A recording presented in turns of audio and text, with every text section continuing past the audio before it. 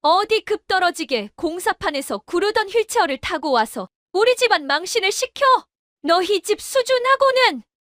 상견례 자리 예비 시어머니 최 여사는 태수가 내민 귀한 산삼 진액조차 격에 안 맞는 싸구려라며 그의 얼굴에 확 끼얹어 버렸습니다.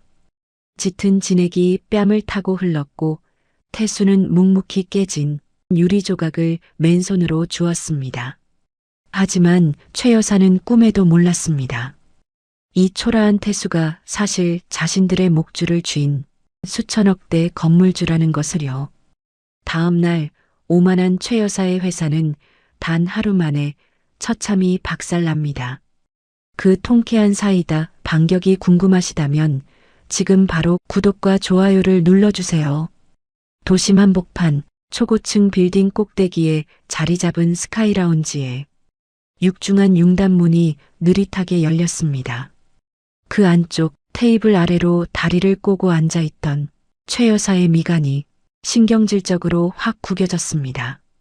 천장에서 쏟아지는 화려한 조명 아래 그녀의 시선 끝에 들어온 것은 다소 투박한 작업복 차림으로 휠체어에 앉은 박태수와 그를 밀고 들어오는 딸 서윤이었거든요. 주변 귀빈석의 고객들이 호기심 어린 눈길을 일제히 보냈지만 최 여사는 보란듯이 콧잔등을 실룩이며 입을 열었습니다. 2층 전용 라운지에 급떨어지게 흙먼지 풀풀 날리는 망릴꿈까지 다 들어오게 놔두네. 이래서 회원권 없는 곳은 수준이 떨어져서 안 된다니까. 얼음장보다 매서운 모욕이 정수리에 대모처럼 꽂혔습니다. 그런데도 박태수는 수십 년간 나무를 깎아 굳은 살이 훈장처럼 박힌 투박한 손으로 품에서 최고급 명주 보자기로 정성스럽게 싼 크리스탈 유리병을 조심스레 꺼냈습니다. 사람 좋은, 아니 바보스러울 만큼 순박한 미소가 깊은 주름 사이로 번졌습니다. 민우군에게 들었습니다. 사돈어른께서 최근 큰 수술을 앞두실 만큼 기력이 쇠하시다고요. 돈 주고도 못 구하는 천종산삼을 밤새 다려왔으니 부디 챙겨 드시지요. 박태수는 깍듯한 예의를 갖춰 테이블 위 크리스탈 잔에 짙은 진액을 따르려던 찰나였습니다. 최 여사는 실크 손수건을 꺼내 코를 과장되게 틀어막으며 고개를 획 돌렸습니다. 어휴, 이게 무슨 역겨운 톱밥 냄새야? 어디 시장통 바닥에서 굴러먹던 싸구려. 약물로 사람 입맛을 뚝 떨어뜨려. 어머니, 아버지가 어제 한숨도 안 주무시고 밤새 약탕기 앞을 지키면서 어머니 드린다고 직접 다리셨는데 말씀을 어떻게 그렇게 해. 서윤이 핏기가 가신 얼굴로 나서는 바로 그 순간이었습니다. 최 여사의 손에 강하게 채인 크리스탈 잔이 허공으로 솟구쳤고 그 안에 담겨있던 짙은 갈색의 산삼 진액이 박태수의 얼굴을 향해 확 끼얹어졌습니다. 끈적하고 짙은 진액이 박태수의 굵게 패인 뺨을 타고 뚝뚝 흘러내려 낡은 옷깃을 흉하게 적셨습니다. 튕겨나간 크리스탈 잔은 차가운 대리석 바닥으로 곤두박질치며 산산이 깨져나갔고 날카로운 유리 조각들이 사방으로 튀어오르는 소리가 라운지의 정막을 무참히 찢어놓았습니다. 숨소리조차 멈춰버린 무거운 정적이 라운지를 짓눌렀습니다. 박태수는 뺨을 타고 흐르는 진액을 닦을 생각조차 하지 않은 채 아무 말 없이 위태로운 몸을 천천히 숙였습니다.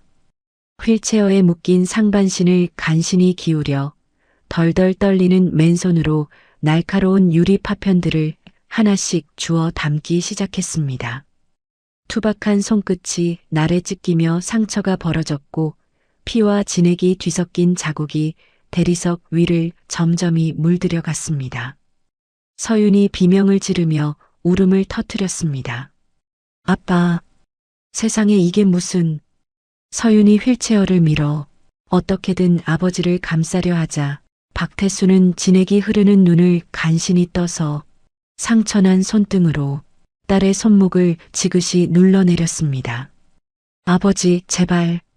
서윤이 울음을 터뜨리며 말리려 하자 박태수는 상처난 손등으로 딸의 손목을 살포시 내리눌렀습니다. 참아라. 내 앞날을 위해서라면 아비의 굴욕쯤은 아무것도 아니다. 그 처절한 묵어는 말 한마디 없이도 충분히 전해지는 눈빛이었습니다. 하지만 그 피눈물 나는 희생의 한가운데 맞은편에 앉은 예비 사위 민우는 말리기는커녕 테이블 밑으로 스마트폰 화면을 미친 듯이 두드리고 있었습니다. 고개를 숙이고 묵묵히 유리를 줍던 박태수의 시선이 반짝이는 대리석 바닥에 거울처럼 반사된 민우의 휴대전화 화면 위에 멈춰섰습니다. 도면 자료는 내 가방에 챙겼어. 우리 엄마가 저 늙은이 쫓아내면 난 서윤이 위로해주는 척 다독여서 도장만 찍을게. 너는 행사 준비나 해. 그 활자들을 읽어내려가는 찰나 박태수의 상처 난 주먹이 손안의 유리 조각을 바스러뜨릴 듯 무섭게 쥐어졌습니다. 딸을 위해 평생을 굽혔던 늙고 병든 아버지의 애처로운 눈빛은 순식간에 증발해버렸습니다.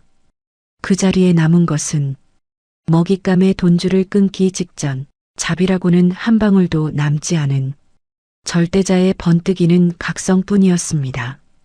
대리석 바닥 위로 번져가는 짙은 진액의 얼룩, 그 위에 내려앉은 것은 숨소리조차 허락하지 않는 묵직한 침묵이었습니다. 최 여사는 혹여나 자신의 최고급 실크 치맛자락에 그 얼룩이 한 방울이라도 튀었을까봐 신경질적으로 옷자락을 털어내며 혀를 찼습니다. 세상에 사람의 탈을 쓰고 어찌 저렇게까지 매몰찰 수 있을까요? 상처가 벌어져 자국이 뚝뚝 맺히는 사돈 어른의 손을 보고도 일말의 동정심조차 내비치지 않는 모습은 참으로 기가 막힐 노릇이었죠. 그녀의 얼음장 같은 시선은 이제 휠체어에 앉은 박태수를 넘어 옆에서 온몸을 바들바들 떨고 있는 서윤을 향해 비수처럼 날아들었습니다. 어휴, 이래서 뼈대 없는 핏줄은 어쩔 수 없어. 부모가 저 모양이니 자식 수준도 뻔하지 않겠니? 그 뾰족한 독설이 서윤의 고막을 날카롭게 긁고 지나갔습니다. 서윤은 핏기가 가신 얼굴로 급히 물티슈를 꺼내 아버지의 찢어진 손바닥을 닦아내려 했지만 날카로운 파편에 깊게 벌어진 상처에서는 좀처럼 자국이 멎지 않았거든요. 그 참혹한 광경 앞에서도 최 여사의 독설은 브레이크가 고장난 마차처럼 폭주했습니다. 공사판에서 먼지 뒤집어 쓰고 선이나 긋는 애를 며느리로 받아주려 했더니 영주제 파악을 못하네. 회원권 없는 곳엔 웬 잡것들이 다 들어와서 물을 흐린다니까. 딸의 직업과 뼈를 깎는 노력을 짓밟는 그 참담한 모욕에 묵묵히 유리를 줍던 박태수의 굵은 주름이 강철처럼 굳게 패어들었습니다. 자신을 향한 조롱은 100번 1000번 견딜 수 있었습니다. 그러나 눈에 넣어도 아프지 않을 딸의 빛나는 재능이 저런 천박한 입에 오르내리는 것은 뼛속까지 도저히 참을 수 없는 일이었거든요. 박태수는 천천히 고개를 들었습니다. 상처난 손을 무릎 위에 가지런히 얹은 그의 두 눈동자는 폭풍우가 몰려오기 직전에 먹빛 하늘처럼 무겁게 가라앉아 있었습니다. 요동치는 속을 한 겹 한 겹 다져 누르며 흔들림 없는 묵직한 음성이 입술 사이로 갈라져 나왔습니다. 제 딸이 밤낮 없이 흘린 땀과 그 일은 신성합니다. 사람 대 사람으로서 최소한의 예의는 지켜주십시오. 단호하고 품격 있는 일갈이었습니다. 저들의 경제적 명주를 끊어놓을 반격의 시간이 성큼 다가오고 있었지만 지금 이 순간만큼은 늙은 아비로서 딸의 방패가 되어야만 했습니다. 하지만 최 여사는 낯짝도 두껍게 헛웃음을 터뜨리며 코를 찡긋거렸습니다. 흙먼지 날리는 작업복을 입고 와서 감히 누구한테 훈계질이냐며 오히려 목소리를 높이는 뻔뻔하기 짝이 없는 태도였죠. 서윤은 억장이 무너지는 심정으로 맞은편에 앉은 민우를 노려보았습니다. 제발 어머니를 말려달라는 애원 섞인 시선이었죠. 그러나 자그마치 10년을 만난 연인 민우는 서윤의 간절한 눈빛을 모른 척 외면한 채 마른 기침만 연신 내뱉고 있었습니다. 그저 제 무릎 위에 올려둔 명품 서류 가방의 가죽 손잡이만 의미 없이 만지작거릴 뿐이었거든요. 바로 그 순간이었습니다. 민우가 불안한 듯 가방을 고쳐 매는 찰나 덜 닫힌 지퍼 틈새로 무언가 툭 삐져나왔습니다. 서윤의 시선이 그곳에 꽂히는 순간 쥐고 있던 물티슈가 바닥으로 힘없이 미끄러져 떨어졌습니다. 파란색 저장 장치와 설계도면 출력물. 그것은 서윤이 지난 몇 달간 코피를 쏟아가며 매달려 완성한 뒤 어젯밤 분명히 자신의 작업실 이중 감고 안에 단단히 잠가두었던 국제 건축 공모전 원본 파일이었던 겁니다. 서윤의 흔들리던 눈빛이 일순간 얼음처럼 차갑게 굳어버렸습니다. 민우 씨, 내 금고에 있던 공모전 원본 파일이 왜 당신 가방에 있어? 서윤의 날 선 추궁에 민우의 얼굴이 순식간에 하얗게 질렸습니다. 그는 당황한 손길로 황급히 가방 지퍼를 닫아 숨기려 했지만 이내 눈동자를 굴리더니 뱀처럼 교활한 미소를 입꼬리에 걸어 보였습니다. 아, 그거. 네가 금고 비밀번호를 내 생일로 해놨길래. 어차피 우리 곧 부부 될 거잖아. 부부 사이에 내 것 내 것이 어디 있어? 기가 막혀 말문이 막힌다는 것은 바로 이럴 때 쓰는 말이었습니다. 서윤의 얇은 입술이 파르르 떨렸지만 민우의 뻔뻔한 궤변은 거기서 멈추지 않았습니다. 냉정하게 생각해봐. 내 이름으로 출품하면 예선 통과나 하겠어? 내 건축사무소 타이틀 달고 번듯하게 나가야 입상 확률이 높아진다고. 다 우리 미래를 위해서 융통성 있게 처리한 거잖아. 넌 숟가락만 얹으면 되는데 왜 이렇게 예민하게 굴어?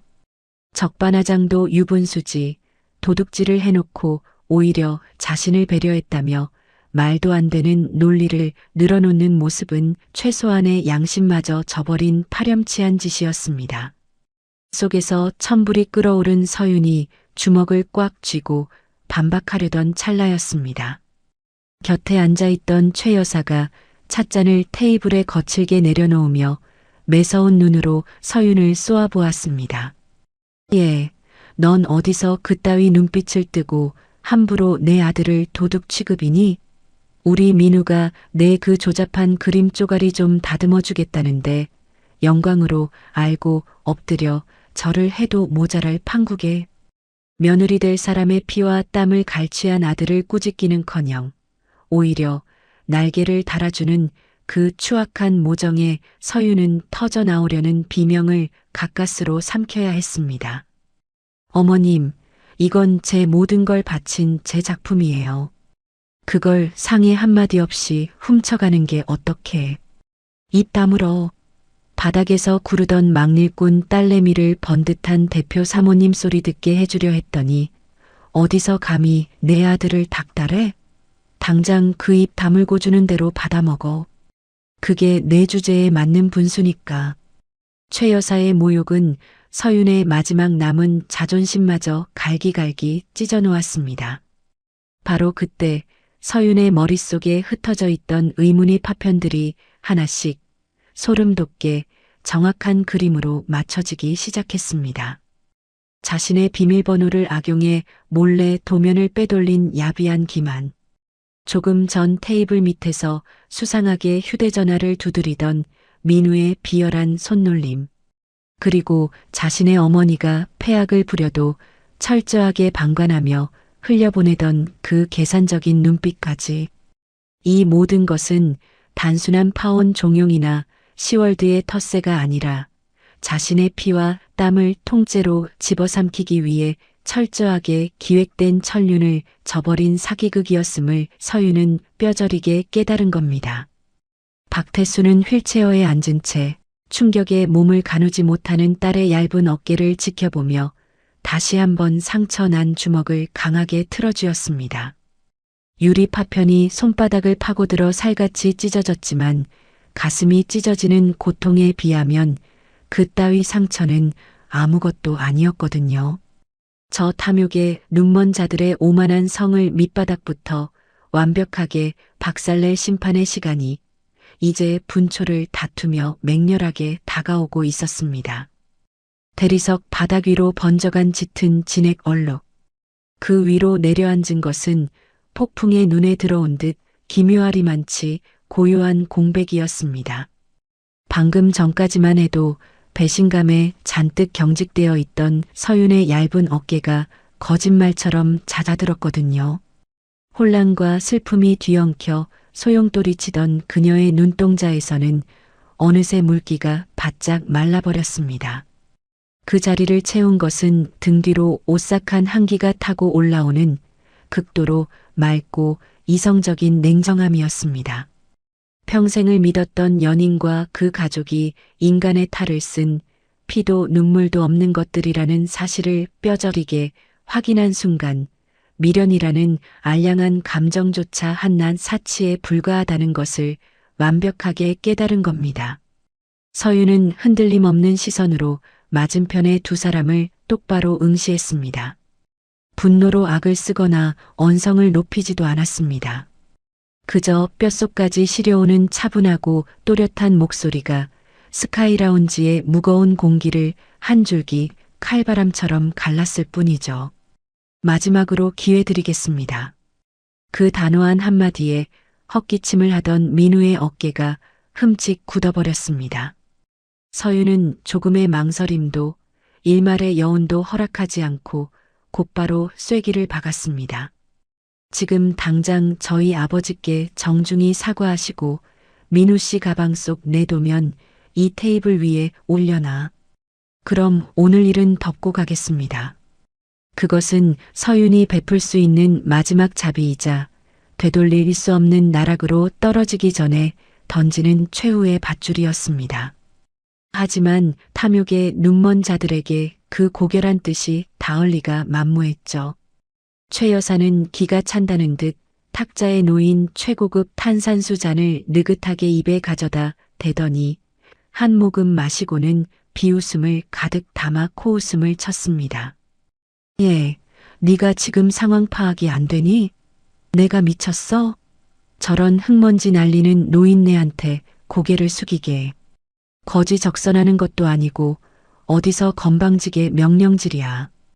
그 조잡한 도면 쪼가리 우리 아들이 써주는 것만으로도 감지덕지인 줄 알아야지. 어디서 굴러들어온 복을 제 발로 걷어차려고 드는 미련한 것들 같으니라고.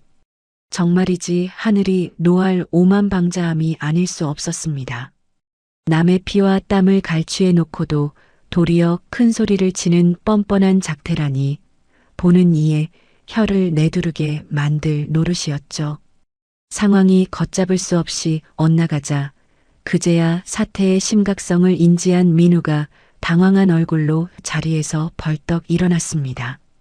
그는 다급하게 손을 뻗어 서윤의 팔을 붙잡으려 했습니다.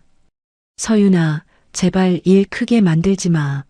너 혼자 그깟 도면 들고 나가서 성공할 줄 알아?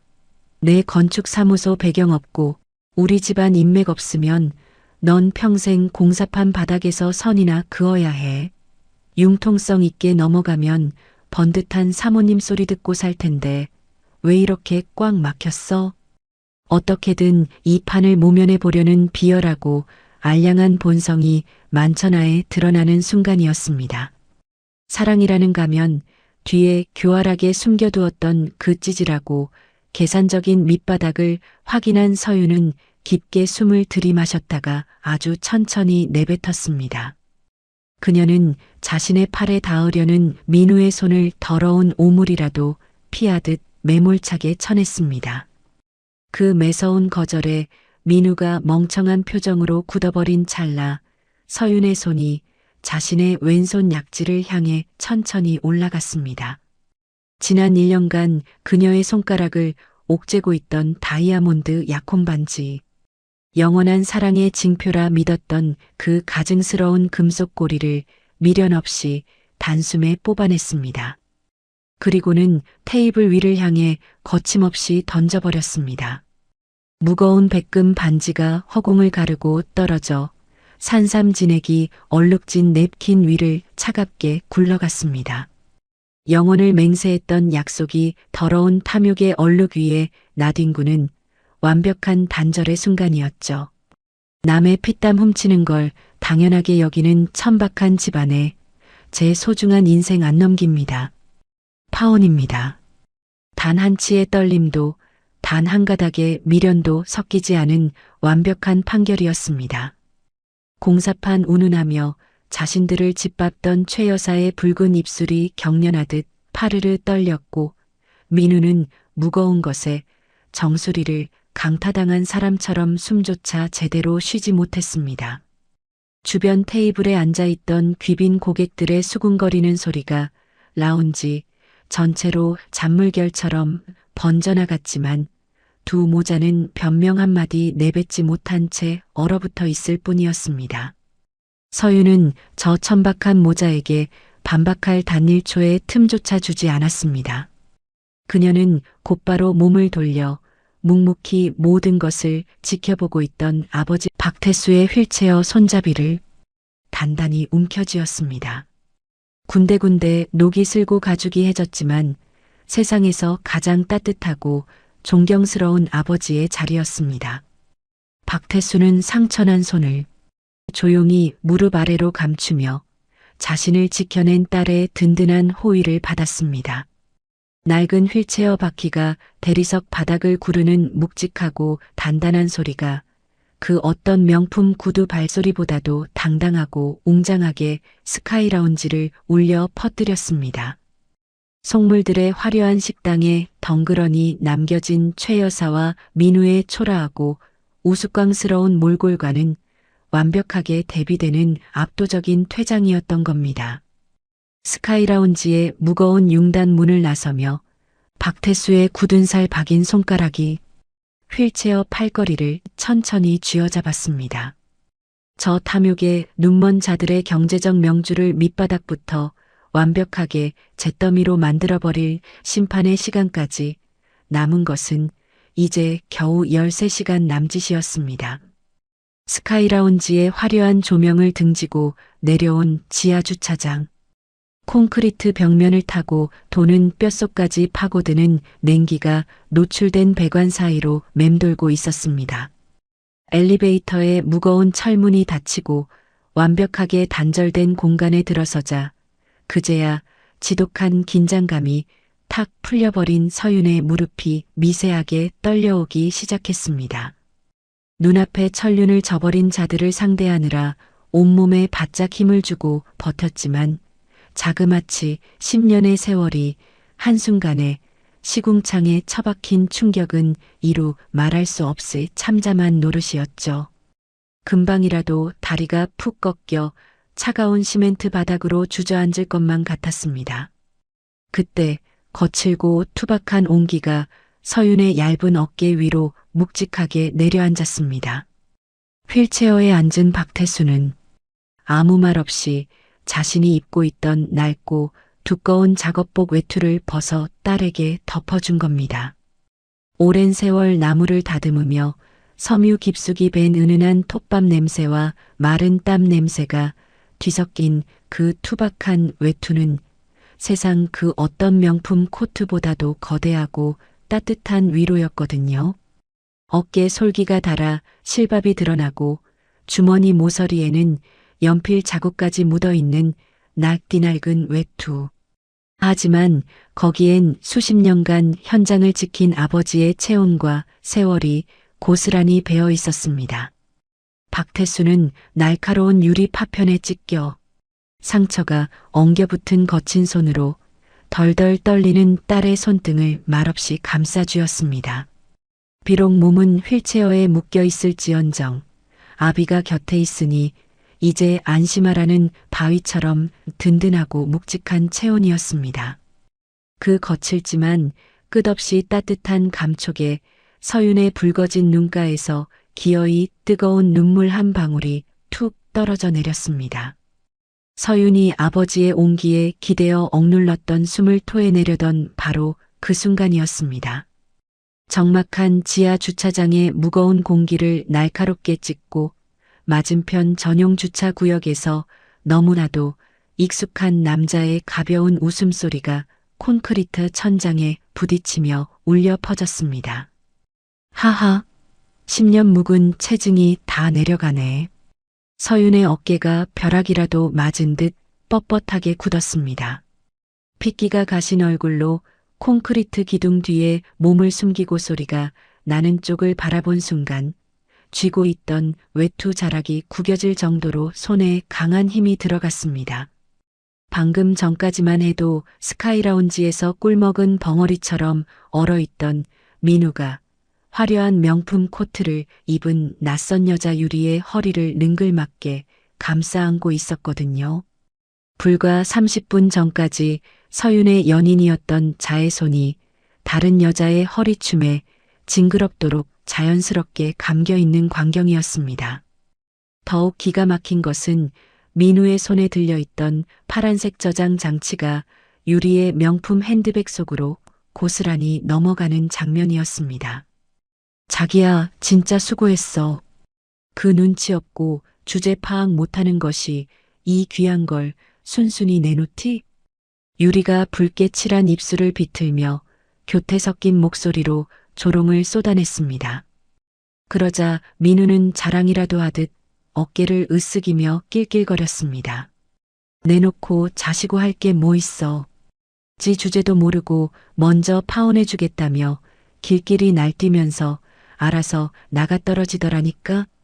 우리 엄마가 아주 바람잡이 노릇을 톡톡히 해줬지.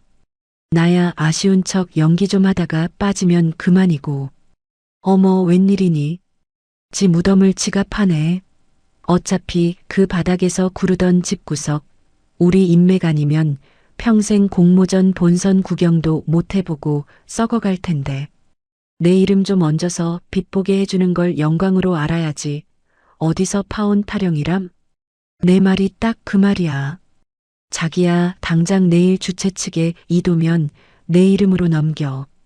이제 이 바닥에서 그 집구석은 완전히 끝이야. 오늘 밤엔 내가 최고급 샴페인 쏜다. 세상에 어찌 인간의 탈을 쓰고 이토록 교활하고 뻔뻔할 수 있을까요? 자신의 뼈를 깎는 피와 땀을 갈취해 내연녀의 공적으로 둔갑시키는 현장을 두 눈으로 목격한 서윤의 귓가에 가는 금속선이 끊어지듯 날카로운 이명이 울렸습니다. 믿었던 연인의 배신을 넘어 한 사람의 숭고한 인생을 통째로 짓밟아 놓고 낄낄거리는 저 악랄한 작태는 보는 이의 속을 뒤집어 놓을 만큼 역겨운 노릇이었죠. 하지만 서윤은 무너지지 않았습니다. 오열하며 달려나가 앞뒤 가리지 않고 저들의 멱살을 휘어잡는 어리석은 짓 따위는 하지 않았습니다. 눈물 한 방울조차 아까운 쓰레기들에게 알량한 감정을 낭비할 이유가 없다는 것을 뼛속 깊이 깨달은 겁니다. 서윤은 숨소리조차 죽인 채 덜덜 떨리는 손을 뻗어 주머니에서 스마트폰을 꺼냈습니다. 차갑게 얼어붙은 이성으로 소리 없이 카메라 렌즈를 당겼습니다. 파란색 저장 장치가 민우의 손에서 유리의 핸드백 속으로 넘어가는 결정적인 찰나와 남의 피땀을 비웃는 그들의 저열한 음성을 최고 화질 동영상으로 고스란히 담아냈습니다. 어두운 주차장 한 구석에서 소리 없이 깜빡이는 붉은 녹화 표시 등은 저 탐욕스러운 자들의 목을 죄일 완벽하고도 치명적인 올가미로 한 올 한 올 완성되어 가고 있었거든요. 기둥 뒤에서 딸이 겪는 이 지독하고 참혹한 배신을 처음부터 끝까지 모두 지켜본 박태수. 그의 두 눈동자 속에서 마지막 남은 온기마저 싸늘하게 꺼져버렸습니다. 평생을 허허 웃으며 나무만 만지던 순박한 대목장의 눈빛은 온데간데 없이 증발해버렸고 그 자리에는 먹잇감의 명주를 끊기 직전 일말의 자비도 허락하지 않는 절대 포식자의 무자비한 각성만이 짙게 드리워져 있었습니다. 대기하고 있던 검은색 벤 차량에 먼저 올라탄 박태수는 상처가 굳어버린 거친 손으로 휴대전화를 꺼내 귀에 가져다 댔습니다. 신호음이 단 한 번 울리기도 전에 상대방이 전화를 받았고 지하 주차장의 매서운 냉기를 수십 배는 능가하는 무게감을 실은 음성이 차 안을 묵직하게 채웠습니다. 강 실장 박태수의 입술 사이로 새어 나온 이름 석자. 한 글자 한 글자에 천근만근의 무게가 실려 있었습니다. 감히 불순한 것들이 내 딸의 땀방울에 겁없이 손을 댔다. 원칙대로 처리해. 건축상 관련 자료부터 빠짐없이 완벽하게 확보하고 당장 내일 아침부터 놈들의 돈줄 잴 준비 시작해. 짧고 단호한 명령이었습니다. 분노로 고함을 치거나 목에 힘을 주지도 않았지만 그 이면에 담긴 수천억 대 자본의 파괴력은 모든 것을 집어삼킬 거대한 해일이 수평선 너머에서 몰려오는 것과 다를 바 없었죠. 통화를 마친 박태수는 차창 너머로 유유히 주차장을 빠져나가는 민우의 차량 후미등을 응시했습니다. 깊고 고요하되 한 줌의 용서도 허락하지 않는 눈빛이었습니다. 딸의 눈에서 피눈물을 뽑아낸 저 파렴치한 것들의 경제적 명주를 아주 철저하고 합법적으로 먼지 하나 남기지 않고 완벽하게 박살낼 심판의 시간, 저들의 오만한 모래성이 무너져 내릴 운명의 순간까지 이제 12시간도 채 남지 않았습니다. 도심 한복판 노른자위 상권에 자리 잡은 최 여사의 최고급 호화 베이커리. 샹들리에의 화려한 금빛 조명이 대리석 바닥 위로 영롱하게 쏟아지는 전용룸 안에서 크리스탈 장길이 부딪히며 경쾌한 소리를 냈습니다. 스카이라운지에서 사돈어른의 가슴에 대못을 받고 돌아온 최 여사가 보란 듯이 최고급 샴페인을 터뜨리며 축배를 들고 있었거든요. 잔을 타고 오르는 영롱한 기포를 바라보며 최 여사는 붉게 칠한 입술을 한껏 길게 찢으며 거드름을 피웠습니다. 알터니가 다 빠져서 속이 다 시원하네.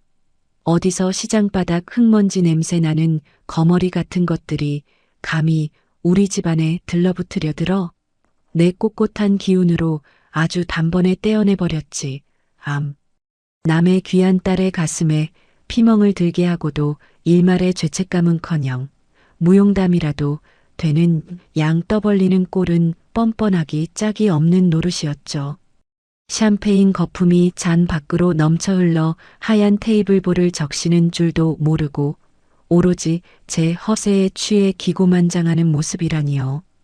같은 시각 룸의 반대편 푹신한 벨벳 소파에서는 민우가 유리를 마주보고 앉아 잔뜩 거드름을 피우고 있었습니다. 그는 서윤의 뼈를 깎는 피땀이 고스란히 담긴 파란색 저장 장치를 테이블 위에 보란듯이 올려놓고는 능글맞은 미소를 지어 보였습니다. 어때? 내가 말했지. 도면은 완벽하다고. 이번 국제 건축상 대상은 무조건 내 사무소 타이틀로 가는 거야. 넌 약속대로 심사위원들 입만 잘 구워 살만하. 중개 비용은 지금 바로 싸줄 테니까. 말이 끝나기가 무섭게 민우의 손가락이 스마트폰 화면을 몇 번 두드렸습니다. 이내 유리의 휴대전화 화면 위로 억 단위의 거액이 입금되었다는 알림이 밝게 떠올랐습니다. 유리가 교태 섞인 목소리로 호들갑을 떨었습니다. 어머, 자기야. 이 큰 돈을 이렇게 막 빼도 돼? 회사 이사들이나 투자자들이 알면 어쩌려고 그래. 무슨 상관이야? 내 회사 돈 내가 쓰겠다는데 누가 뭐래. 어차피 그거 다 서윤이 그 기집애가 밤낮없이 도면 그려서 우리 회사로 벌어다 준 돈이야. 융통성 있게 굴려서 내 주머니 채우면 그만이지. 안 그래? 세상에 자신의 건축회사 공금을 유리가 세운 유령회사의 계좌로 거침없이 빼돌리며 도리어 큰 소리를 치는 파렴치한 짓을 저지른 겁니다. 명백한 공금 횡령이라는 무거운 범죄를 저지르고도 두 남녀는 샴페인 잔을 부딪히며 낄낄거렸습니다. 천륜을 저버린 것도 모자라 남의 회사 돈까지 흥청망청 퍼다 쓰는 꼴이라니 참으로 금수만도 못한 작태가 따로 없었죠. 하지만 그 탐욕스러운 축제의 단꿈은 그리 오래가지 못했습니다. 평화롭던 오후의 나른한 공기를 찢고 베이커리 1층 매장의 육중한 유리문이 거칠게 열렸거든요. 매장 안으로 들이닥친 사람들은 푸른색 점퍼를 맞춰 입은 건장한 체격의 단속반원들이었습니다. 빵을 고르며 우아하게 담소를 나누던 귀빈 고객들의 시선이 일제히 그쪽으로 쏠렸습니다. 가장 앞에 선 단속반 팀장이 차가운 금속 재질의 신분증을 치켜들며 단호한 목소리로 입을 열었습니다. 위생 단속반에서 나왔습니다. 이 매장 납품업체 내부에서 불량식자재를 섞어 쓴다는 아주 구체적인 익명 제보가 접수되었습니다. 지금부터 매장 내 모든 식자재 샘플링 점검을 시작하겠습니다. 단속반원들은 대답을 들을 새도 없이 곧장 주방 쪽으로 진입했습니다. 그리고는 매장 한 구석에 보관되어 있던 최고급 프리미엄 밀가루 포대를 주저없이 뜯어내어 내용물을 채취하기 시작했습니다. 뽀얀 밀가루 분진이 공기 중에 피어올라 매장 전체를 뿌옇게 뒤덮었고 진열대 위에 화려한 케이크들 위로 하얀 가루가 눈발처럼 내려앉았습니다.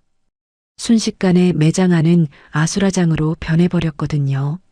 소란스러운 바깥 상황에 놀라 전용 룸에서 뛰쳐나온 최 여사의 목덜미에 굵은 핏대가 불끈 솟아올랐습니다. 자신의 금쪽 같은 매장에서 벌어지는 난장판을 목격한 최 여사는 앙칼진 목소리로 고함을 질렀습니다. 아니, 지금 남의 영업장에서 이게 무슨 행패야? 당신들 내가 누군지 알아? 여기 밀가루 한 포대가 당신들 월급보다 비싼데 어딜 함부로 쑤셔나. 당장 지배인 불러와.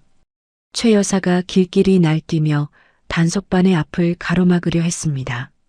하지만 단속반 팀장은 눈 하나 깜짝하지 않고 소름 돋을 만큼 차분한 시선으로 최 여사를 내려다보았습니다. 공무집행방해로 관할 경찰서에 지원 요청하기 전에 당장 비키시죠. 철저하게 원칙대로 진행하는 겁니다. 법과 원칙을 앞세운 단속반의 단호한 압박에 최 여사의 얼굴이 불그락푸르락 달아올랐습니다. 그 사이 매장 안의 분위기는 최악으로 치닫고 있었거든요. 귀빈 고객들은 미간을 찌푸리며 저마다 주머니에서 스마트폰을 꺼내 이 충격적인 현장을 동영상으로 찍어대기 시작했습니다. 어머나 세상에. 최고급 유기농만 쓴다더니 벌레라도 나온 거 아니야? 이래서 겉만 번지르르한 곳은 믿을 수가 없다니까. 매니저, 당장 내 회원권 전액 환불해줘요. 찝찝해서 원 쯧쯧. 수군거리는 사모님들의 노골적인 비아냥과 번쩍이는 카메라 불빛들이 매장 안을 사정없이 수놓았습니다. 동네방네 고상한 척은 다하던 최 여사의 알량한 체면이 수십 명의 고객들 앞에서 철저하게 진흙탕에 처박히는 통쾌한 광경이었죠. 불과 몇 시간 전까지만 해도 남의 직업을 바닥이라 조롱하던 그 오만한 입이 이제는 제 매장 안에서 속수무책으로 벌어지는 참극에 쩍 벌어진 채 다치지 않는 꼴이라니요. 최 여사가 어떻게든 상황을 수습하려 허둥지둥 대던 찰나였습니다. 사무실 안쪽에서 베이커리 지배인이 사색이 된 얼굴로 헐레벌떡 뛰어왔습니다. 이마에서는 식은땀이 비 오듯 흘러내렸고 호흡은 턱 끝까지 차올라 거칠게 헐떡이고 있었거든요. 지배인의 덜덜 떨리는 양손에는 방금 팩스에서 뽑아낸 구겨진 공문 한 장이 들려 있었습니다. 사장님, 큰일 났습니다. 왜 이래 호들갑스럽게. 이깟 위생검사야 내가 전화 한 통이면 다 알아서 덮이는 거 몰라? 시끄러우니까 빨리 쫓아내기나 해. 그게 아닙니다.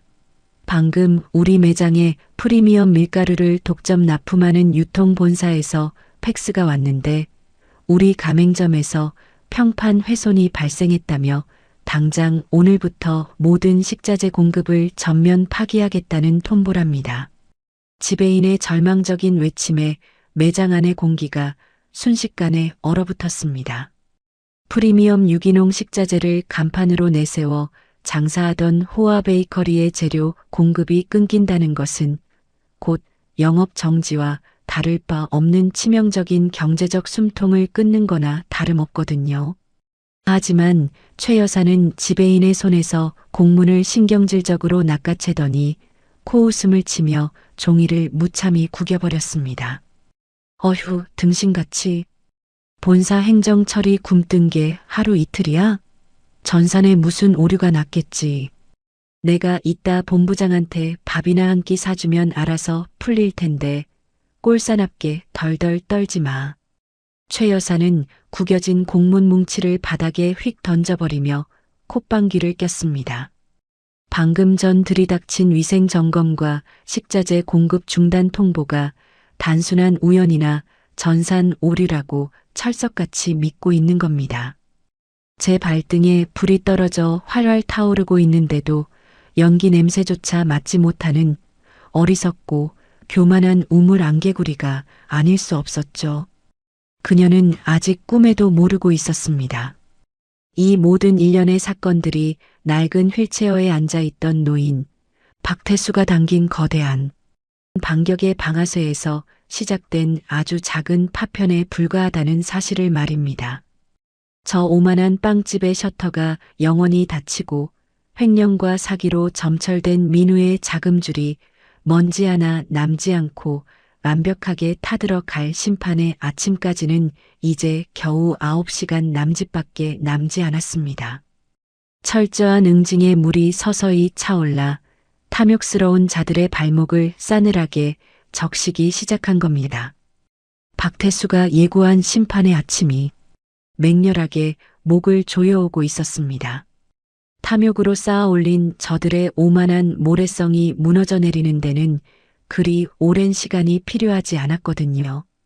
박혜수의 지시가 떨어지기가 무섭게 단계적이고 치밀한 연쇄 붕괴의 첫 번째 물결이 최 여사의 호아 베이커리를 집어삼켰습니다. 단속반이 다녀간 다음 날 아침, 영업 시작을 알리기도 전에 매장 안의 모든 유선 전화기들이 일제히 요란하게 울려대기 시작했습니다. 전날 오후 밀가루 포대를 뜯어내는 현장 영상이 지역 맘카페를 타고 들불처럼 번져나간 겁니다.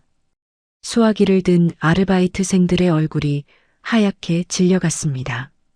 당장 내 회원권 환불해줘요. 최고급 유기농이라고 속여서 우리 애기한테 그딴 쓰레기를 먹여? 맘카페에 영상 다 퍼져서 난리 났으니까 당장 문 닫을 준비나 해. 전화기 너머로 새어나오는 고객들의 날 선 항의가 매장 안을 사정없이 뒤흔들었거든요. 혼비백산한 직원들이 우왕좌왕하는 사이 불그락푸르락 달아오른 최 여사가 카운터로 돌진해 전화선 코드를 거칠게 뽑아 던졌습니다. 시끄러워. 너희들은 머리가 장식이니? 당장 저 전화통 다 꺼버리지 않고 뭐해? 까짓 거 푼 돈 다 환불해줘 버려. 우리 매장에 하루에 도는 현금이 얼만데 고작 이깟 일로 유난들을 떨어? 이거 다 처리 못하면 너희들 월급에서 다 깔 줄 알아. 눈앞에서 자신의 자금줄이 시커멓게 타들어가고 있는데도 아르바이트생들에게 갑질을 해대며 허세를 부리는 꼴이 참으로 기가 막힐 노릇이었죠. 남의 귀한 사돈어른의 산삼진액은 바닥에 내동댕이 치고도 눈 하나 깜짝하지 않던 그 여자가 제 매장 밀가루가 바닥에 쏟아지는 것에는 핏대를 세우며 발광하는 모습이라니요. 이보다 더 역겹고 추악한 이중잣대가 또 있을까 싶었습니다. 하지만 그 알량한 허세도 오래가지 못했습니다. 베이커리의 첫 번째 물결이 덮치고 있던 바로 그 시각, 두 번째 재앙은 콧노래를 부르던 민우의 건축 사무소를 정면으로 강타하고 있었습니다. 최고급 가죽 의자에 거만하게 발을 올리고 커피를 홀짝이던 민우의 모니터 위로 건축상 주최 측에서 발송한 붉은색 알림 메일 하나가 도착했습니다. 긴급 소명 요청서, 표절 의혹 제보건. 메일의 활자들을 읽어 내려가던 민우의 얼굴에서 순식간에 핏기가 가셨습니다. 커피잔을 쥔 손가락 마디가 희끗하게 변할 정도로 힘이 들어갔습니다. 이게 무슨 소리야? 안전 하중 및 구조역학 계산식을 내일 아침 출석해서 심사위원들 앞 화이트보드에 직접 증명하라고? 제정신이야? 남의 피땀 어린 도면을 훔쳐다 껍데기만 바꿔치운 그가 그 복잡하고 정교한 설계의 뼈대를 알 리가 만무한 겁니다. 등줄기를 타고 식은땀이 줄기줄기 흘러내렸습니다. 민우는 덜덜 떨리는 손으로 다급하게 유리의 번호를 눌렀습니다. 그러나 수화기 너머로는 전원이 꺼져 있다는 무미건조한 기계음만 잔인하게 고막을 찌를 뿐이었습니다. 이 못돼 먹은 것이 감히 내 돈만 챙겨서 튀어. 전화 안 받아. 민우는 쥐고 있던 최신형 스마트폰을 사무실 벽면을 향해 힘껏 집어 던졌습니다. 액정이 산산조각 나며 파편이 바닥으로 흩어졌지만 그의 타들어가는 속을 달래기엔 턱없이 역부족이었거든요. 심사위원 매수를 맡기며 거액의 회삿돈까지 쏟아부었던 유리는 돈만 알뜰하게 챙겨 자취를 감춘 지 오래였습니다. 믿었던 공범마저 등을 돌려버린 완벽한 벼랑 끝으로 몰린 겁니다. 남의 것을 훔쳐놓고 제 꾀에 제가 넘어간 꼴이 이보다 더 우스꽝스러울 수가 없었죠. 해가 저물어가는 늦은 오후 세 번째 치명적인 타격이 텅 빈 베이커리의 문을 열고 들어왔습니다. 평소 명절마다 최고급 한우 세트를 들고 와 허리를 90도로 굽히던 주거래 금융사 지점장이 넥타이를 반듯하게 고쳐매고 얼음장처럼 굳은 표정으로 나타났거든요. 그의 손에는 정중하게 봉인된 서류 봉투가 한 장 들려 있었습니다. 사장님, 안타깝지만 어제 오늘 불거진 식자재 사기 의혹과 매출 급감 사태로 본점에서 대출 연장 불가 판정이 떨어졌습니다. 아니, 지점장님, 우리가 이 지점이랑 거래한 세월이 얼만데 갑자기 연장 불가라니요? 나 최명희예요. 내일 당장 내가 5천만 원짜리 적금 하나 더 들 테니까 일단 연장 도장부터 찍어. 최명희 씨, 정신 차리십시오. 당신 이제 우리 귀빈 고객 아닙니다. 당장 내일 오전까지 대출 원금 20억 원을 전액 상환하지 않으시면 영업장 가압류 절차에 들어갈 겁니다. 자비 없이 돌아선 지점장의 매몰찬 뒷모습을 보며 최 여사는 다리에 힘이 쭉 빠져대리석 바닥으로 털썩 주저앉고 말았습니다. 불과 하루 전까지만 해도 사모님, 사모님 하며 연신 굽실대던 그 지점장이 이렇게까지 매정하게 돌변할 수 있다니. 발등에 커다란 불이 떨어진 그녀는 공포에 질린 손으로 다급히 아들 민우에게 전화를 걸었습니다. 민우야, 큰일 났다. 금융사에서 당장 내일 아침까지 20억을 갚으라는데 어미 당장 길거리에 나앉게 생겼어. 내 회사 자금 좀 빨리 융통해 다오. 어미 좀 살려줘. 하지만 수화기 너머로 들려오는 아들의 목소리는 얼음장보다 더 차갑기 짝이 없었습니다. 엄마, 나도 지금 내 코가 석자야. 주최 측에서 날 도둑놈 취급하며 당장 내일 오전에 출석하라는데 내가 엄마 빚 갚아주려고 이 짓거리 한 줄 알아? 난 내일 무조건 시상식장 가서 대상 받아야 하니까 엄마 일은 엄마가 알아서 해. 일방적으로 전화가 끊어졌습니다. 수화기를 든 채 굳어버린 최 여사의 귓가에 기계적인 통화 종료음만 공허하게 맴돌았습니다.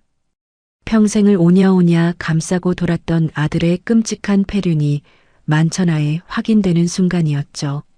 자신의 핏줄에게마저 철저하게 버림받은 최 여사는 벌어진 입을 닫지도 못한 채 허공만 바라보았습니다.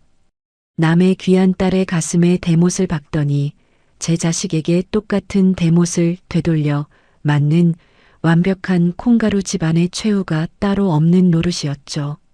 화장이 다 번져 흉측한 몰골로 바닥을 기어다니던 최 여사 앞으로 이번에는 우체국 점퍼를 입은 집배원이 다가와 노란색 등기 우편물을 무심하게 툭 내려놓았습니다.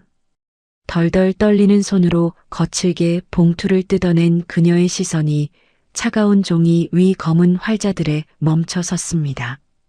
임대차 계약 해지 예고 및 명도 절차 착수 통지서. 수천억 대 건물주가 이 상가를 비우고 나가라는 먼지 하나 남기지 않는 완벽한 경제적 응징을 내린 겁니다. 종이를 쥔 최 여사의 손끝이 파르르 떨렸고 그녀의 눈동자는 걷잡을 수 없는 끔찍한 공포로 물들어갔습니다. 회원권 환불 폭주에 식자재 공급 중단에 20억 대출 회수에 건물 명도 통지까지 하루 만에 네 방향에서 동시에 쏟아진 재앙은 단 한 건도 우연이 아니었습니다. 낡은 휠체어에 앉아 멸시받던 노인의 보이지 않는 거대한 권력이 마침내 저들의 오만한 명주를 사방에서 옥죄어 들어온 겁니다. 최 여사의 손에서 통지서가 미끄러져 바닥에 떨어졌습니다. 도심 노른자 위 땅에 우뚝 솟은 초고층 빌딩의 1층 로비.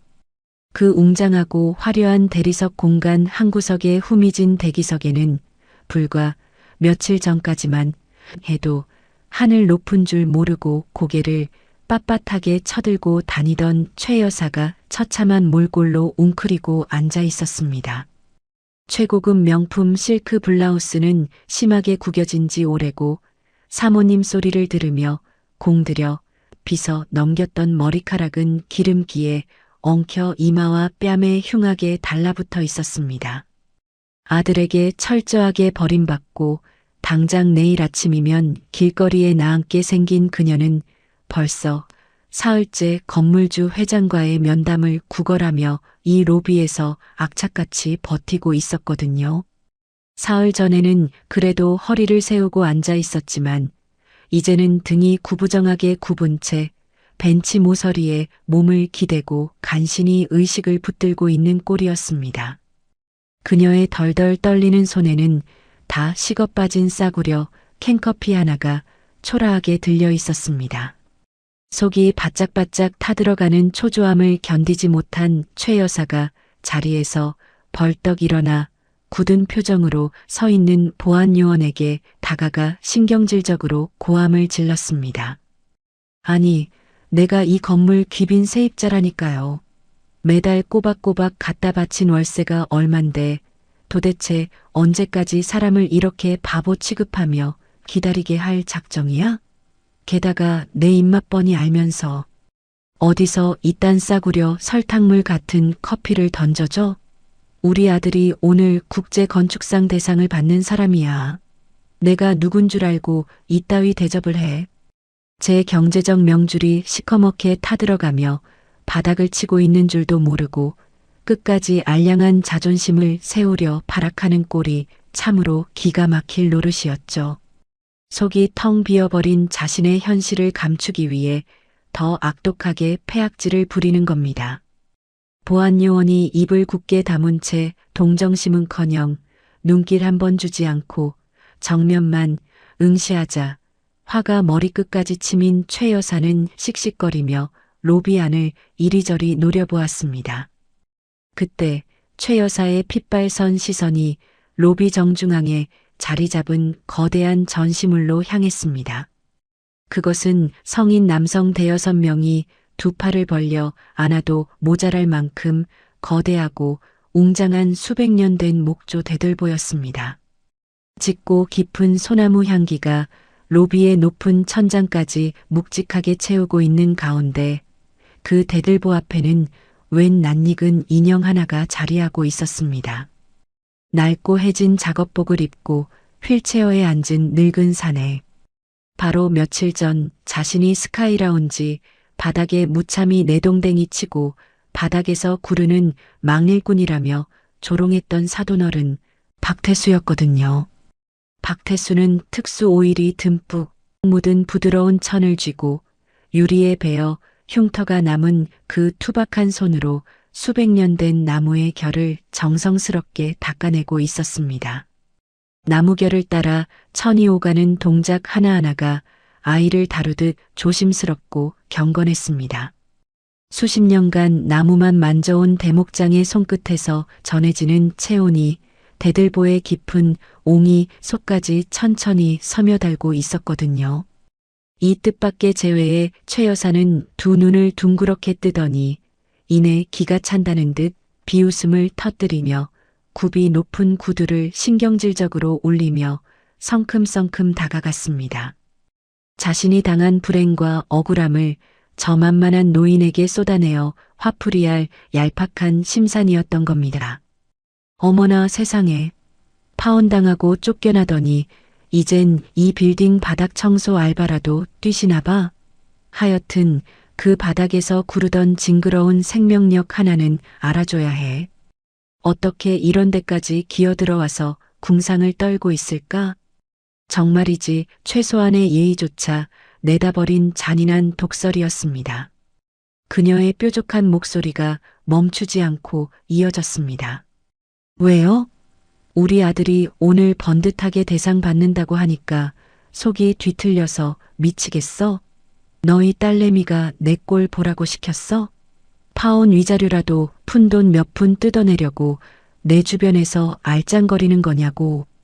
자신이 당장 가압류 딱지를 맞게 생긴 처지이면서도 남의 직업을 깎아내리고 짓밟아야만 직성이 풀리는 그 추악한 본성은 구역질이 날 정도로 뻔뻔하기 짝이 없었거든요.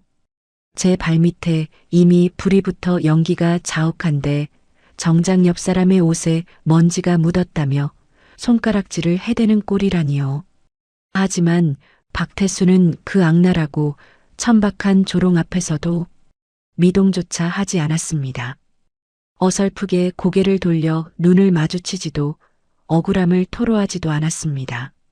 낡은 휠체어에 앉은 그는 그저 오일이 묻은 거친 손바닥으로 묵묵히 아주 깊고 다정하게 대들보의 굴곡진 표면을 쓰다듬을 뿐이었습니다. 굳은 살 박인 투박한 손가락이 나무의 거친 결을 따라 오가며 내는 묵직하고 사각거리는 소리만이 넓은 로비를 고요하게 채웠습니다. 수백 년을 버텨낸 나무의 갈라진 틈새 사이로 늙은 대목장의 따뜻한 체온이 천천히 그리고 아주 깊숙하게 스며들고 있었습니다. 이윽고 로비의 묵직한 공기를 가르며 박태수의 낮고 깊은 음성이 흘러나왔습니다. 최 여사를 향한 것이 아니라 기나긴 세월의 비바람을 견뎌낸 꼿꼿한 나무를 향해 건네는 경건한 속삭임이었습니다. 이 대들보는 1년에 한 번 만든 사람의 체온으로 직접 기름을 먹여야 비로소 숨을 쉬는 나무요. 아무리 돈을 수천억 원을 준다 한들 근본 없는 남의 손에 함부로 맡길 수는 없지. 그 바위처럼 태어난 한마디에 최 여사의 얼굴이 불그락푸르락 달아올랐습니다. 자신을 완벽하게 투명인간 취급하는 그 묵직한 무시의 목덜미의 핏대가 불끈 솟구쳐 올랐거든요. 네가 감히 나를 무시하느냐며 눈에 쌍심지를 켜고 삿대질을 하려던 바로 그 찰나였습니다. 박태수의 굳은 살 박인 손이 대들보의 거친 옹이 부근에서 딱 멈춰 섰습니다. 나무를 어루만지던 부드러운 손길이 멈추는 순간 로비의 공기가 한순간에 수십 도는 떨어진 듯 무겁게 내려앉았습니다. 그리고 뼛속까지 오싹하게 만드는 깊고 단호한 음성이 높은 천장을 울리며 갈라져 나왔습니다. 수백 년 비바람을 견디고 살아남은 꼿꼿한 나무는 말이요. 속이 텅 비어버린 썩은 가지부터 스스로 알아서 가차없이 끊어내는 법이지. 그 천금 같은 한마디가 허공에 떨어지는 순간이었습니다. 이상하게도 최 여사의 발끝에서부터 이유 모를 거대한 한기가 발목을 타고 종아리를 타고 등줄기를 타고 빠르게 기어오르기 시작했습니다. 일개 바닥 청소부라고 비웃었건만 박태수의 굽은 등 뒤에서 뿜어져 나오는 그 거대한 산맥 같은 기백은 도저히 하루 벌어 하루 먹고 사는 노동자의 것이 아니었거든요. 가슴이 턱 막히는 압도적인 무게감. 썩은 가지를 도려내겠다는 그 무서운 선언이 마치 자신의 오만한 자금줄을 남김없이 끊어놓겠다는 절대적인 판결처럼 들려오는 겁니다. 최 여사의 앙상한 손가락이 캔커피를 움켜쥔 채 바들바들 떨렸고 잔뜩 벌리고 있던 입은 한마디 말도 토해내지 못한 채 굳게 다물어졌습니다. 저 오만한 자의 추악한 허세까지 모조리 잿더미로 만들어버릴 최후의 심판이 이제 턱 밑까지 바짝 다가온 겁니다.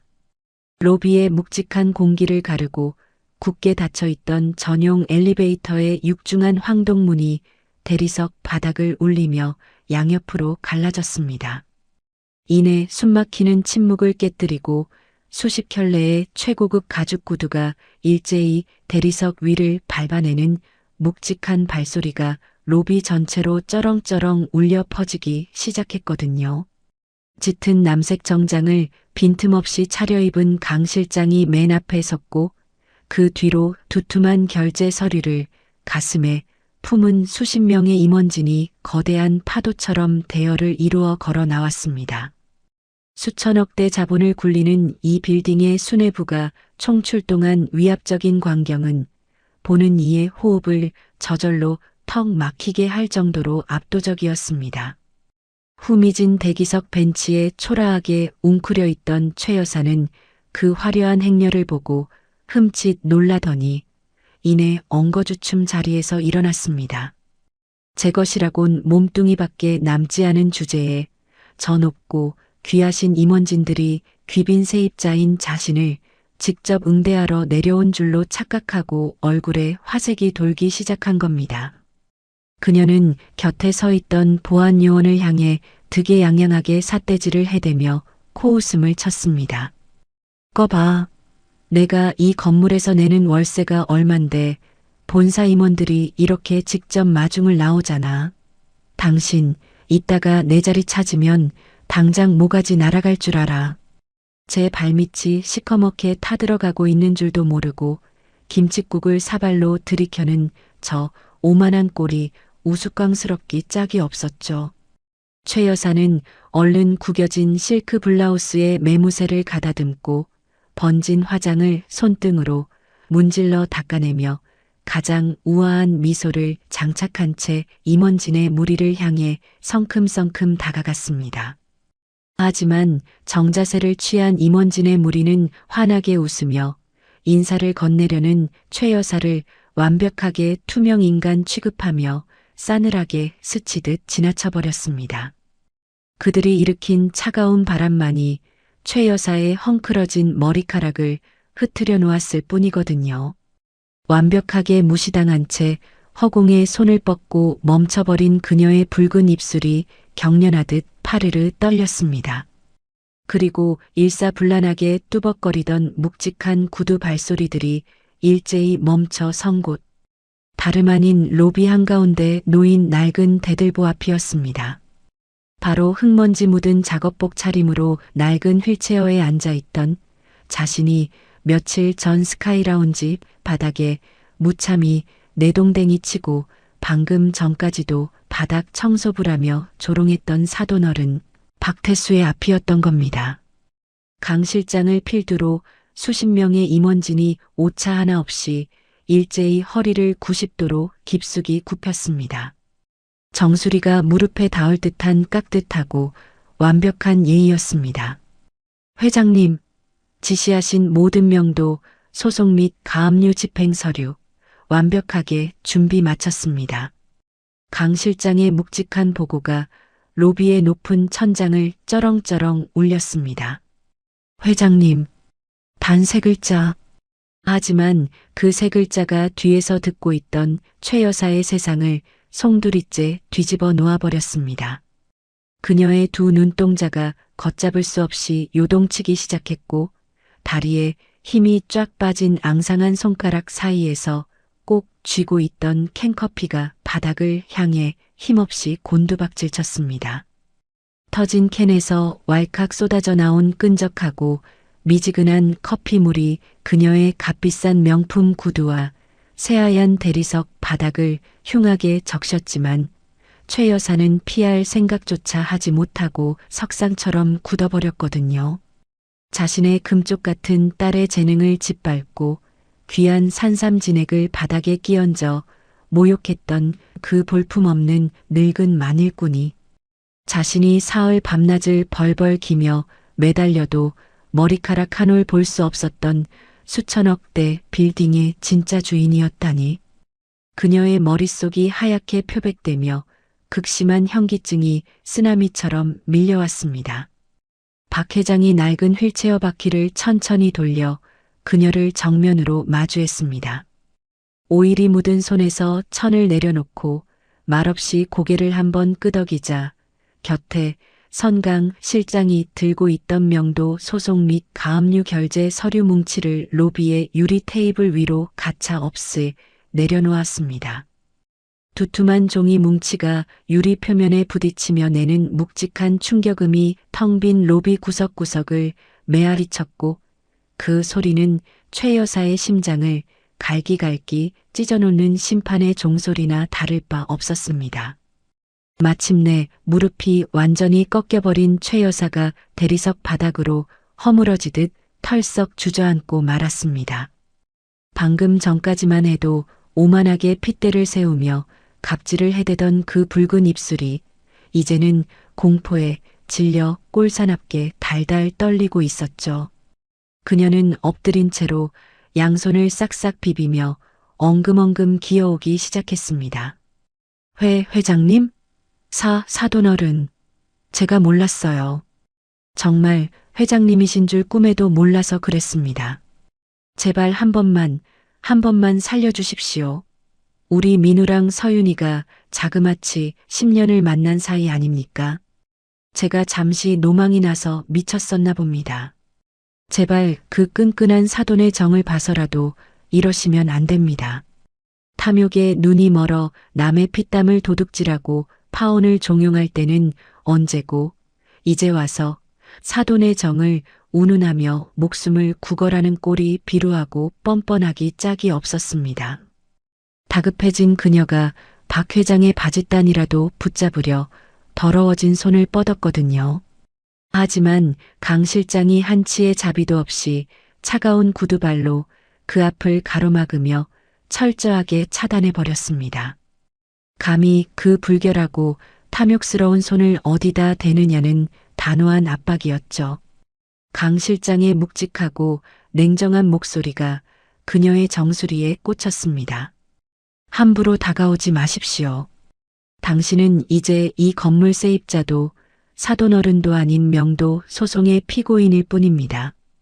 법과 원칙을 앞세운 강 실장의 팩트 일격에 최 여사는 숨만 거칠게 헐떡일 뿐 입도 뻥긋하지 못했습니다. 박 회장은 휠체어 팔걸이에 팔을 가만히 기댄 채 쏟아진 커피물이 번져가는 대리석 바닥 위를 기는 그녀를 차갑게 가라앉은 시선으로 내려다보았습니다. 몰라서 그랬다. 참으로 편리하고 교활한 변명이군. 박 회장의 낮고 건조한 음성이 로비 공기를 비수처럼 갈랐습니다. 그 말인즉슨 내가 끝까지 돈도 없고 힘도 없는 늙고 병든 약자였다면 당신은 내 귀한 딸의 피눈물을 비웃으며 평생을 그렇게 벌레 보듯 짓밟고 조롱했을 거란 뜻이겠지. 안 그렇죠? 전곡을 찌르는 완벽한 일갈이었습니다. 최 여사가 모욕한 것은 박 회장의 작업복이나 휠체어가 아니었습니다. 그녀가 짓밟은 것은 돈 없고 힘없는 사람은 인간 대접을 받을 자격이 없다는 그 추악하고 교만한 신념 그 자체였거든요. 박 회장은 한 톤 더 낮아진 음성으로 쐐기를 박았습니다.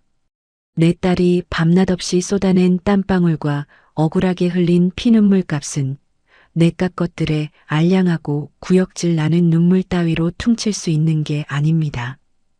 박 회장은 유리 테이블 위에 놓인 심판의 서류 뭉치를 투박한 손가락으로 가볍게 툭 두드렸습니다. 당신의 그 역겨운 사과는 필요 없습니다. 이 서류들은 아주 철저하고 무자비하게 정해진 원칙과 법대로 집행될 겁니다. 그것은 그 어떤 고성이나 육두문자보다도 무섭고 완벽한 절대 권력자의 최종 판결이었습니다.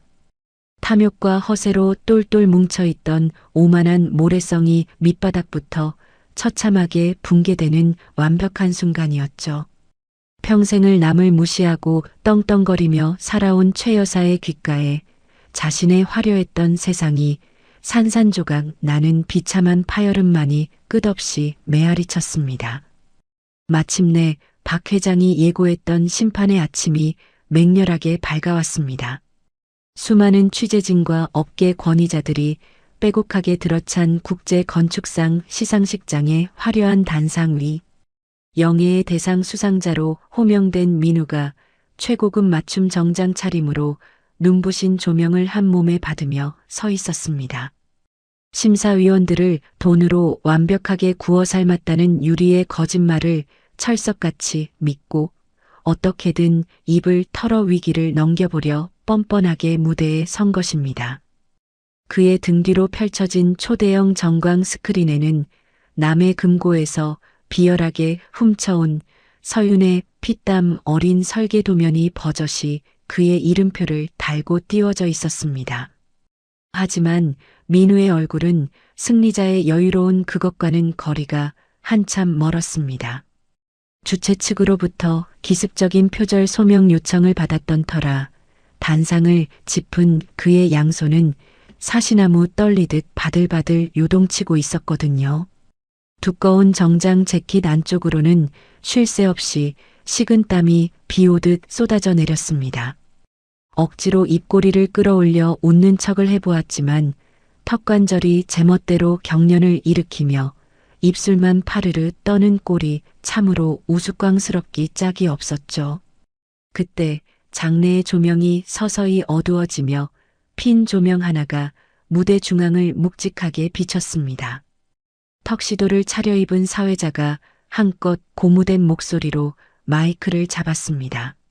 자, 이제 영광의 대상 트로피 수여가 있겠습니다.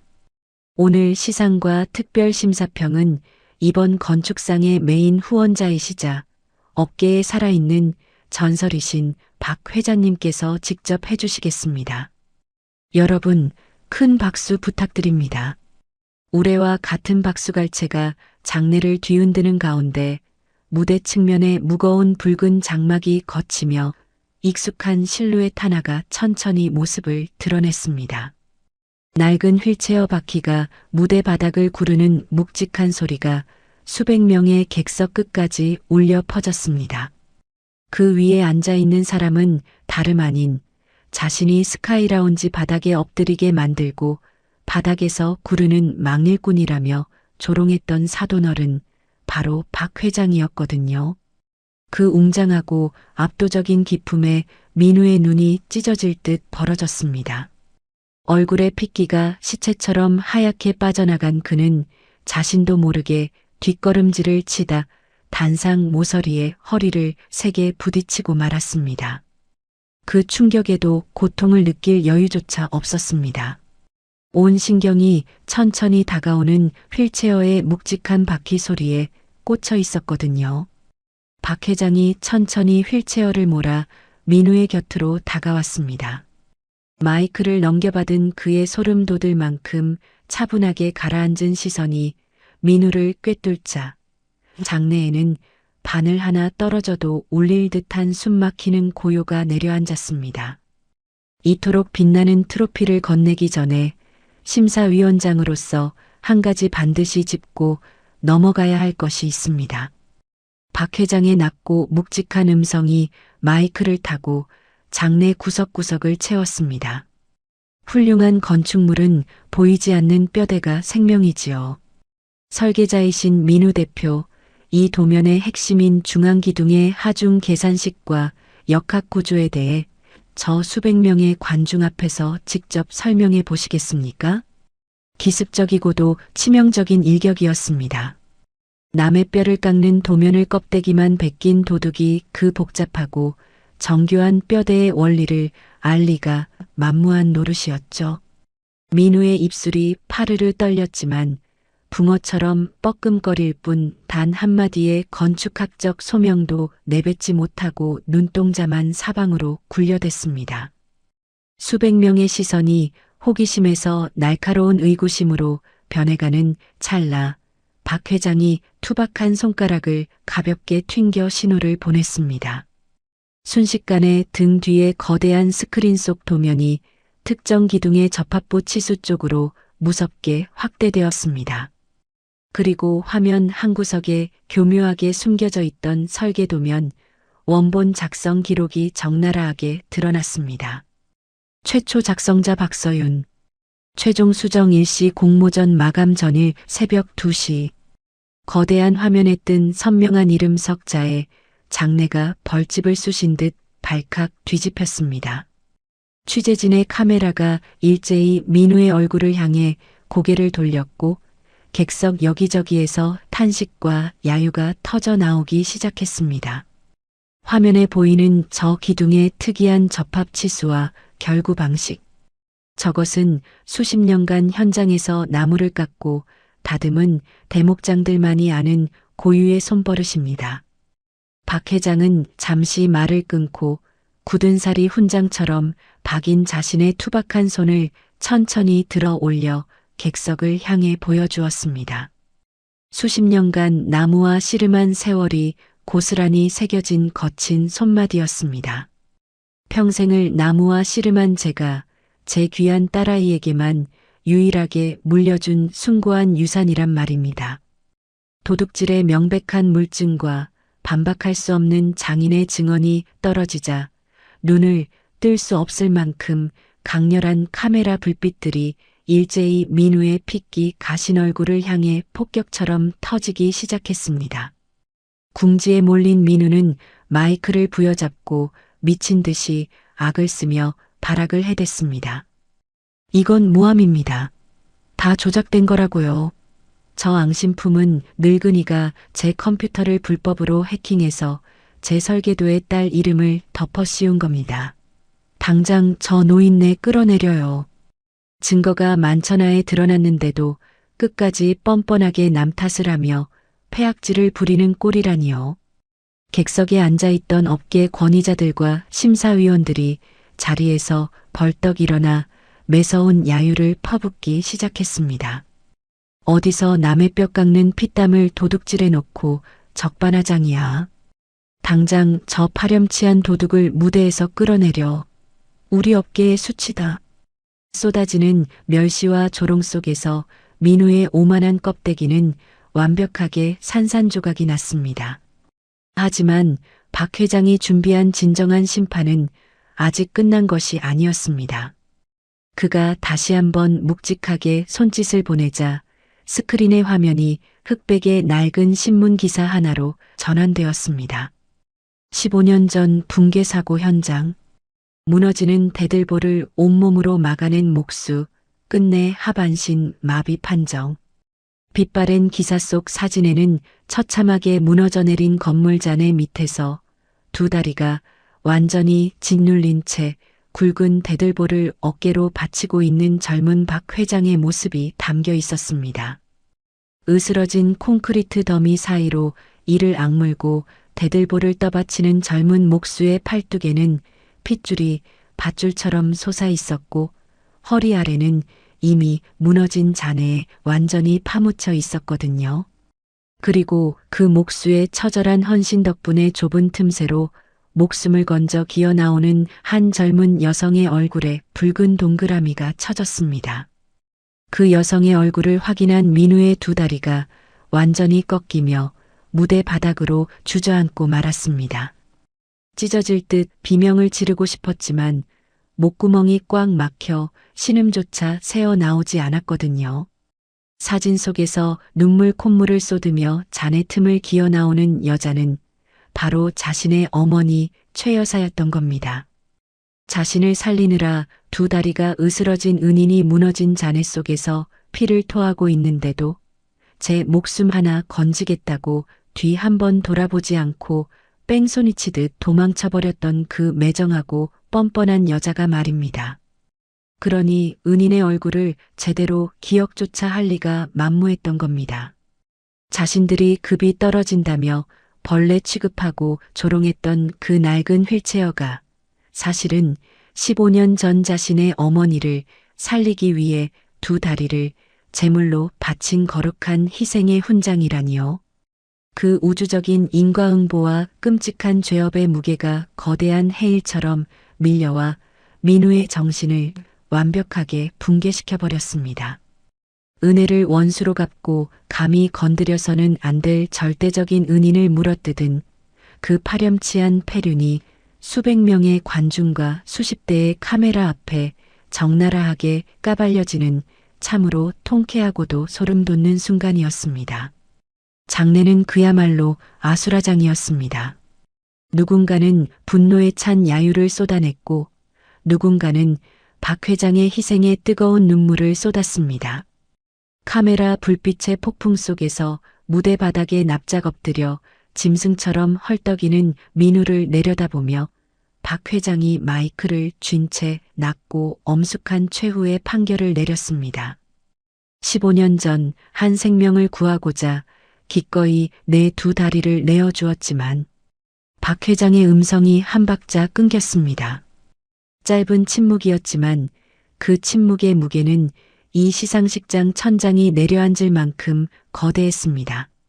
그 고결한 은혜를 기만과 도둑질로 갚는 자들에게 더 이상의 자비는 사치일 뿐입니다.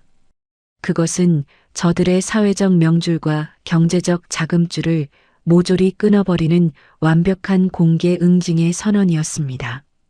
남의 피와 땀으로 만든 왕관을 훔쳐 쓰려던 오만한 도둑은 쏟아지는 카메라 세례와 멸시 어린 야유 속에서 영원히 재기 불가능한 나락의 밑바닥으로 처참하게 곤두박질치고 있었습니다. 화려했던 시상식장에서 보안 요원들에게 양팔을 붙잡혀 쫓겨나듯 도망쳐 나온 민우는 넥타이를 거칠게 쥐어뜯으며 미친 듯이 휴대전화 다이얼을 눌러댔습니다. 액정을 누르는 손가락이 사시나무 떨리듯 요동쳤고 등줄기에서는 쉴 새 없이 끈적한 식은땀이 줄기줄기 흘러내렸습니다. 남의 뼈를 깎는 도면을 훔친 것도 모자라 회삿돈까지 몽땅 긁어모아 넘겼으니 유리가 심사위원들을 매수의 이 처참한 사태를 수습해 주길 바라는 얄팍한 동아줄을 붙잡고 발악을 한 겁니다. 하지만 덜덜 떨리는 수화기 너머로 돌아오는 것은 전원이 꺼져 있다는 안내음조차 아닌 결번이라는 단조롭고 차가운 기계음 뿐이었습니다. 그제야 자신이 완벽하게 속았다는 사실을 뼈저리게 깨달은 민우의 두 다리가 아스팔트 바닥 위로 속절없이 꺾였습니다. 유리는 이미 그가 빼돌린 거액의 회삿돈을 알뜰하게 챙겨 해외로 자취를 감춘 지 오래였거든요. 남의 숭고한 노력을 비웃으며 탐욕을 부리더니 제 꾀에 제가 넘어가 뒤통수를 거하게 맞은 꼴이 우스꽝스럽기 짝이 없었죠. 다급해진 민우가 금고에 남은 푼돈이라도 챙겨 해외로 도망치기 위해 헐레벌떡 자신의 건축사무소 앞으로 달려갔을 때였습니다. 평화롭던 회사 입구에 날카로운 타이어 마찰음을 내며 수사 차량 여러 대가 들이닥쳤습니다. 이내 차에서 내린 건장한 수사관들이 파란색 증거물 상자에 회사 저장 장치와 비밀 장부들을 가득 담아 압수수색을 진행하며 걸어 나오는 겁니다. 민우가 밤낮으로 드나들던 사무소의 유리문에는 이미 빨간 딱지가 비정하게 붙어 있었습니다. 사색이 된 민우가 핏기가 가신 얼굴로 뒷걸음질을 치려던 찰나 매서운 눈빛의 형사가 그의 앞을 거칠게 가로막았습니다. 민우 씨, 지적재산권 위반 및 거액의 공금 횡령 혐의로 정식 수사 착수했습니다. 당신 이미 전면 출국 금지 조치 내려졌으니 허튼 수작 부릴 생각 말고 순순히 동행하시죠.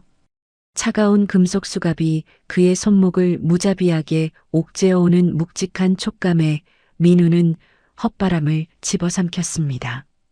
그런데 이 구제불능의 페류나는 마지막 순간까지도 자신의 죄를 뉘우치기는커녕 제 어미를 팔아넘기는 기가 막힌 망언을 쏟아냈습니다. 형사님, 전 억울합니다. 이거 다 우리 엄마가 시킨 짓이에요. 그 노친니가 파혼하라고 부추기고 도면 훔쳐오라고 협박했다고요. 저 말고 우리 엄마를 잡아가세요. 네.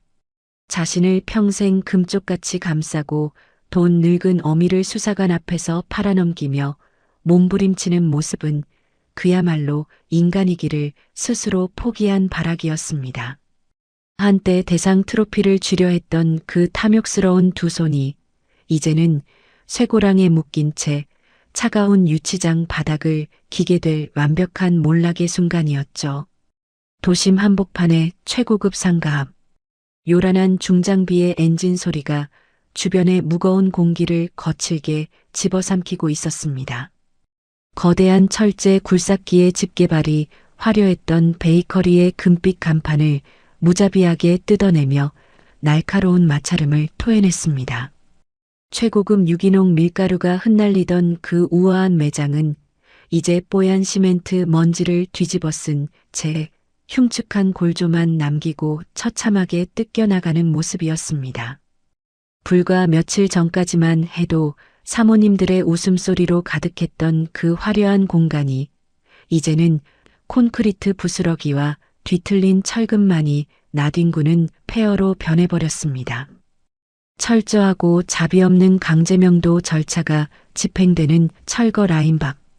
거액의 빚더미에 앉아 하루아침에 알거지가 된 최 여사는 흩날리는 흙먼지를 온몸으로 뒤집어 쓴 채 시멘트 바닥에 엎드려 땅바닥을 긁으며 절규하고 있었습니다.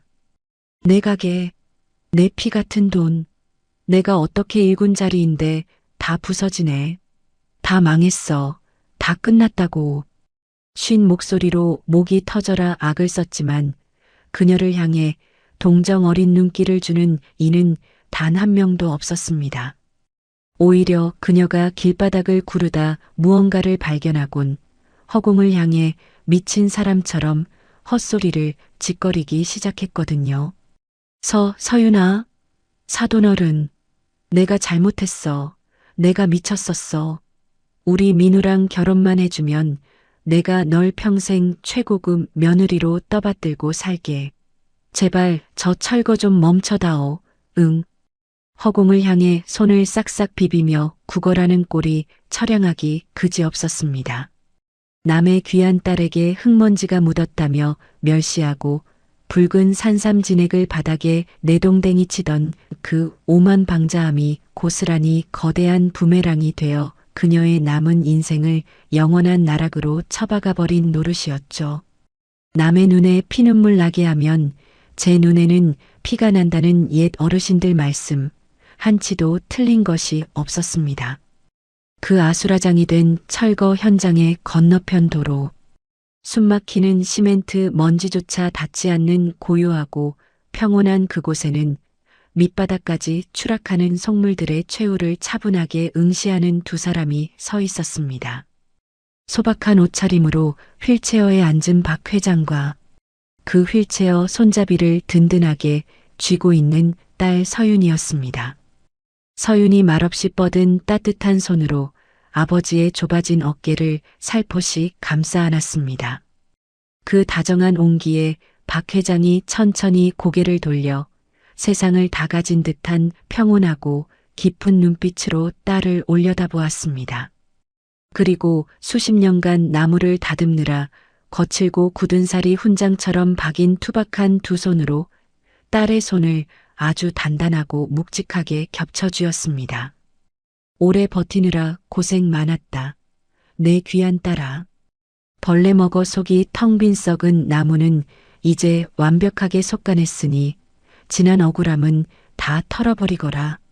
박 회장의 깊고 다정한 음성이 따뜻한 봄바람을 타고 서윤의 귓가를 부드럽게 감쌌습니다.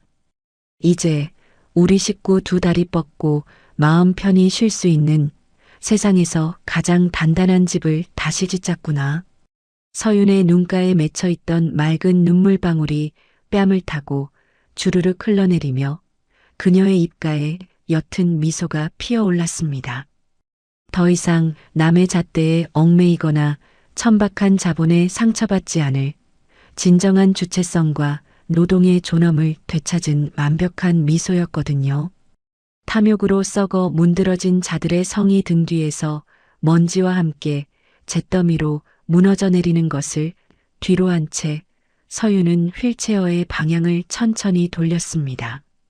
부드러운 바퀴가 아스팔트를 구르는 묵직한 소리와 함께 두 부녀는 찬란하고 눈부신 햇살이 쏟아지는 새로운 길을 향해 세상 그 누구보다 당당하고 품격 있는 발걸음을 옮기기 시작했습니다.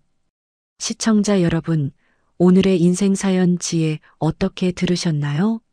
저는 오늘 이 사연을 전해드리는 내내 그 오만방자한 최 여사 모자의 아나무인한 태도를 보면서 참으로 씁쓸하고 안타까운 마음을 금할 길이 없었습니다.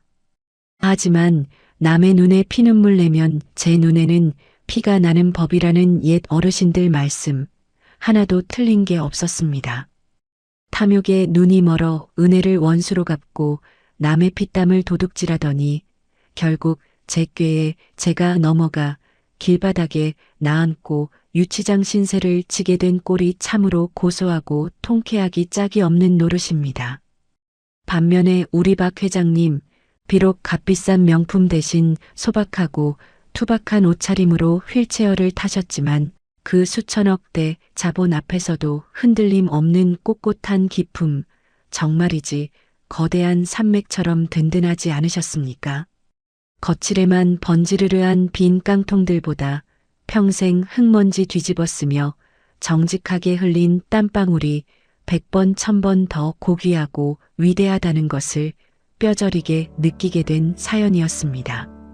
시청자 여러분도 저와 같은 마음이시라면 지금 바로 댓글창에 박 회장 부녀 앞으로는 꽃길만 걸어라 하고 따뜻한 응원 한 줄 남겨주시는 건 어떨까요?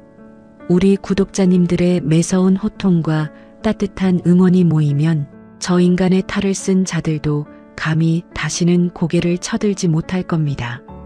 10년 묵은 체증이 뻥 뚫리는 오늘의 사이다 참교육이 마음에 드셨다면 영상 나가시기 전에 잊지 마시고 화면 아래 구독과 좋아요, 알림 설정까지 꼭 한 번씩 눌러주시길 부탁드립니다. 저는 다음 시간에도 여러분의 막힌 속을 시원하게 뚫어줄 기가 막히게 찰진 마라맛 사이다 이야기로 다시 찾아오겠습니다. 환절기 감기 조심하시고 늘 평안하고 다복한 하루 보내세요. 지금까지 여러분의 품격을 높여드리는 인생사연지혜의 명품 드라마였습니다. 감사합니다.